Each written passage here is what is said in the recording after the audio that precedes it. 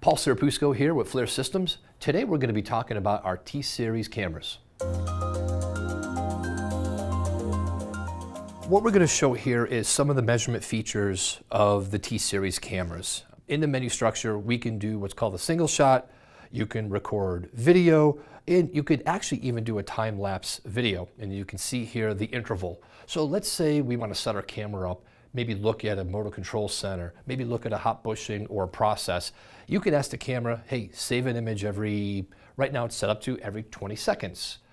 Here in the settings, we can turn on compensation for looking through an IR window. So some of you folks out there that use IR windows to look inside maybe your motor control center or MCC buckets or your panels, this allows you to now compensate. You might want to compensate for temperature, but you also might want to compensate for the transmission of the window.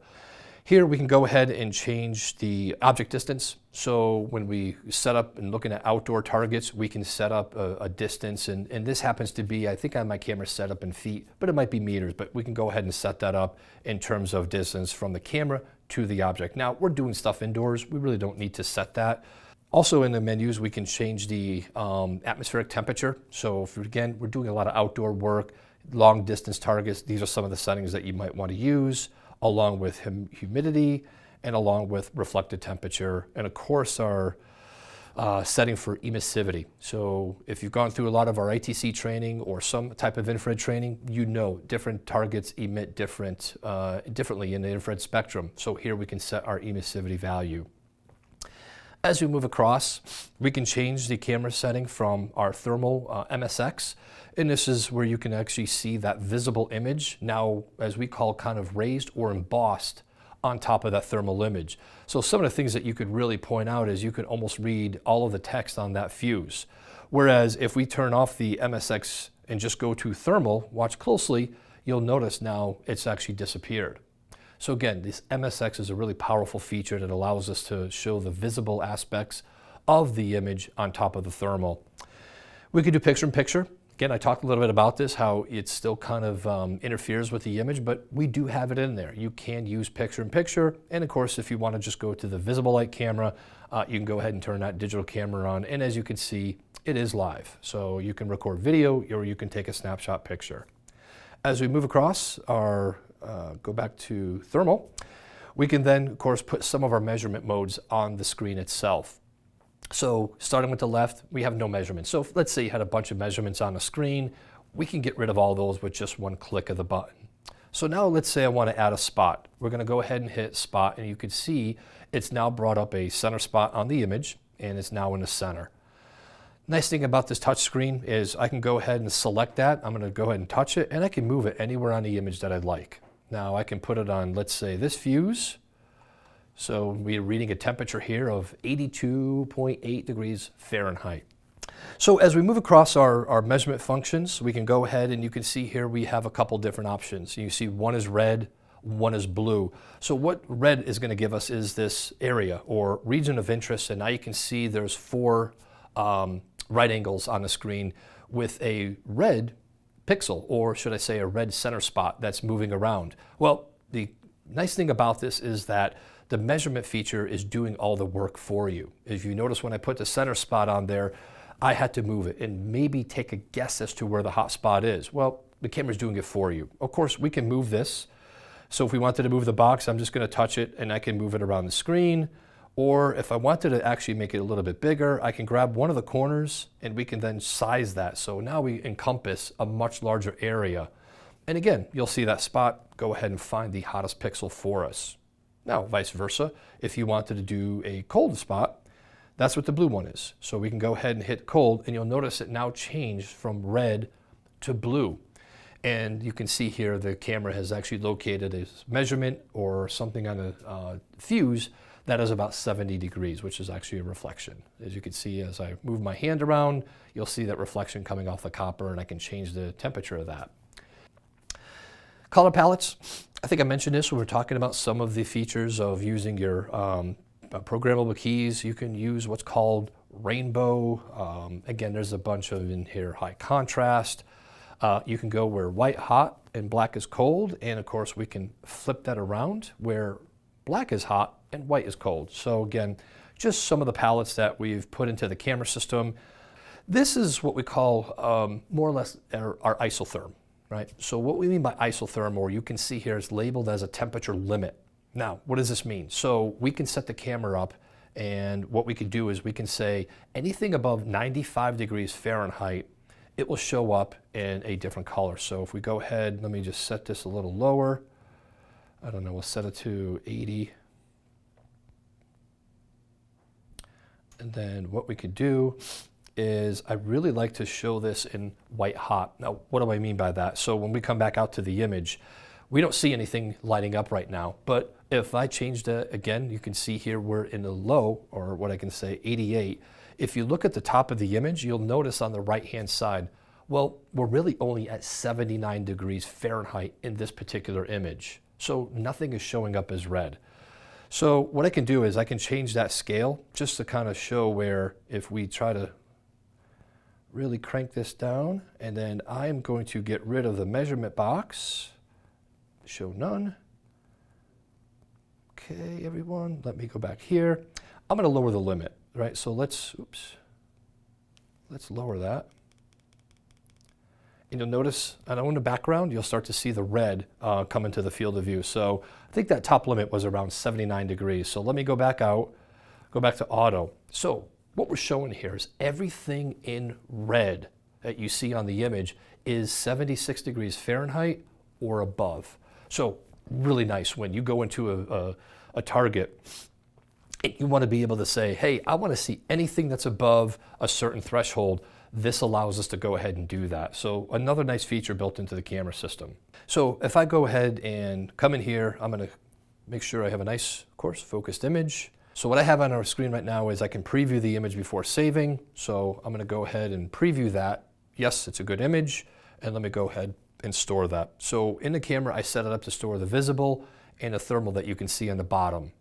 Now, if I want to go back and look at that, I'm going to go ahead and just press my play button, and you can see we're now going to access the images on our SD card. So let me go through my library and pull up the image that we just stored.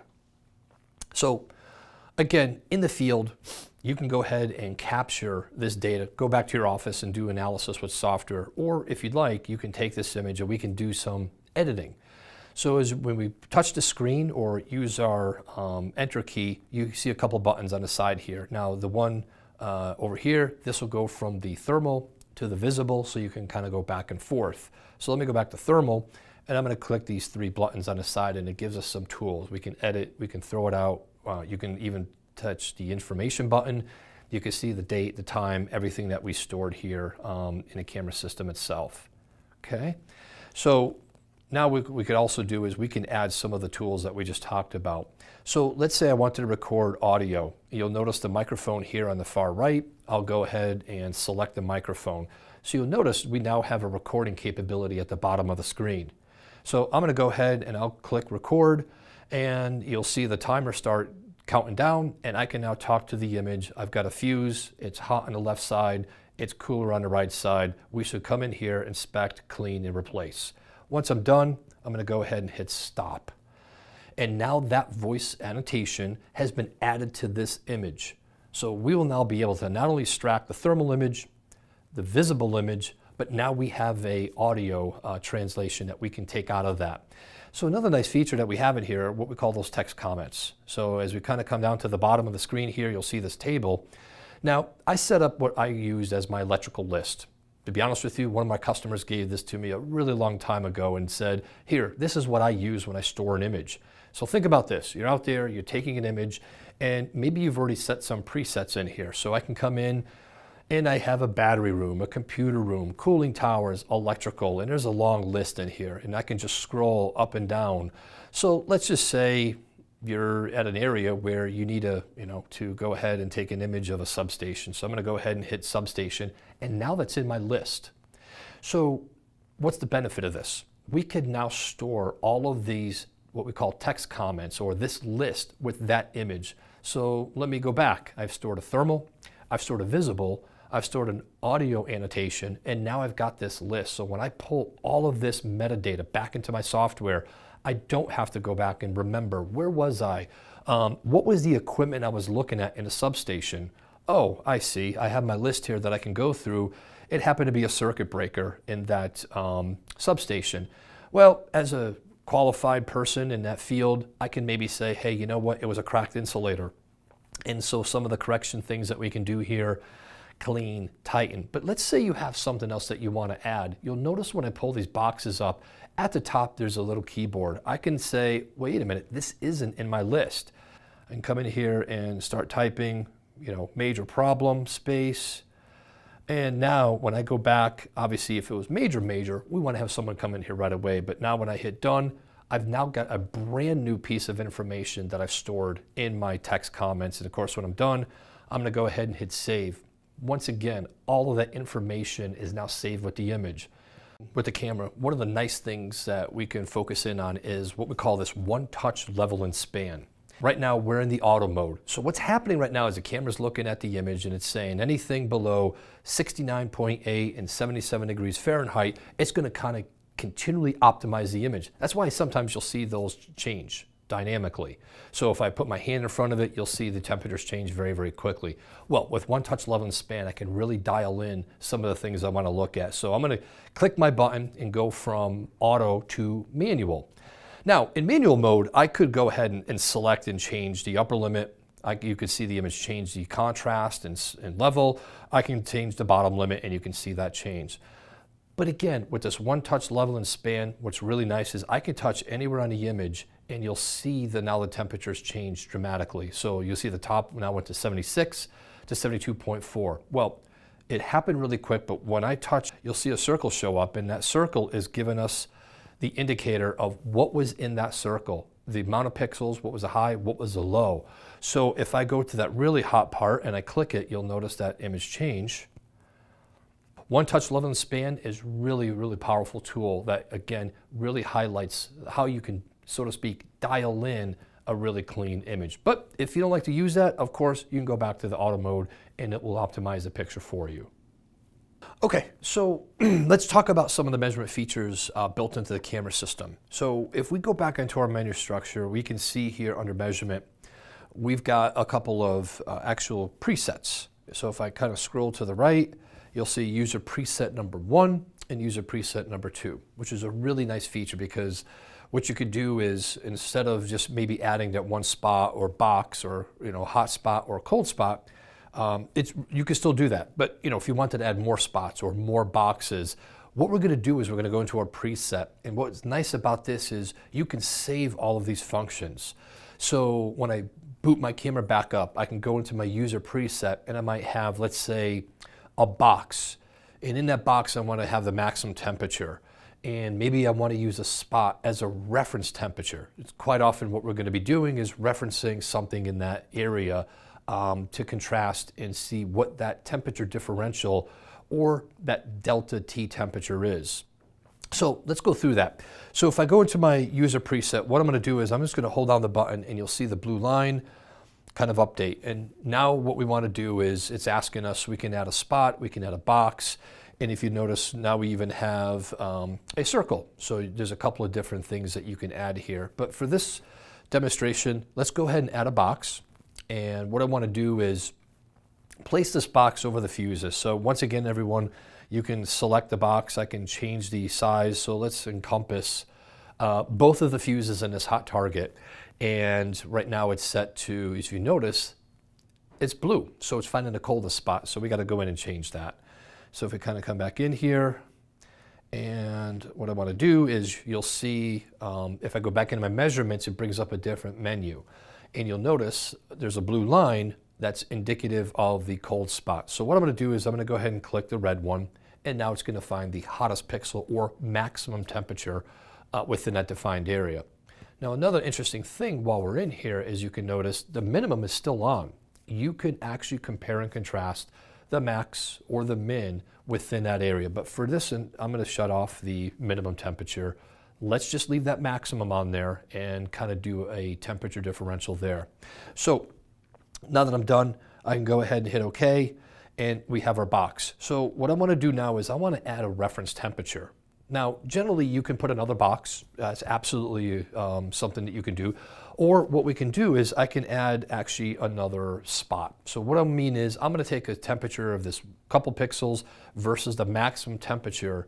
So what's really nice about this to make your job quick is you can set that reference temperature, let's say off to the side that you might be looking at, or you can set it to something else in the field of view. But the nice thing is then we can then calculate that difference and say, oh, this hotspot is a certain degree over, or if it's reaching 50 degrees or something like that, we now know how quickly we can do our scan. So what I'm going to do is I'm going to go ahead and add a spot, and you can see it, put it right up on the center. But let me move that spot, and I'm just going to put it off here to the left of the image. Again, this is my reference temperature. But let's go one step further. So now that I'm completed with the spot, I've got my box. What I'm going to do is I'm going to go ahead and add what's called the delta. So you notice it brings up a new menu. So what I want to do is I want to take the maximum temperature. So we're going to do the box, the maximum, or MX, and we're going to subtract that from our reference temperature. Again, something in the field of view that we're referencing. Could be the background, could be another target, but now we can set that, and again, we're going to subtract that. So now we'll have that calculation up on our screen. So when we do this, now you'll notice, let me go ahead and accept that. So we'll go ahead and say save. So you notice that's now saved. So what we're seeing on a screen here is your spot of 74.1 degrees. Our box maximum is about 111, and there's our delta measurement. Again, now it's doing it all for you. So once again, a really nice feature in the camera that allows us to get at the information and get it quickly so we can get everything that we need to make those decisions.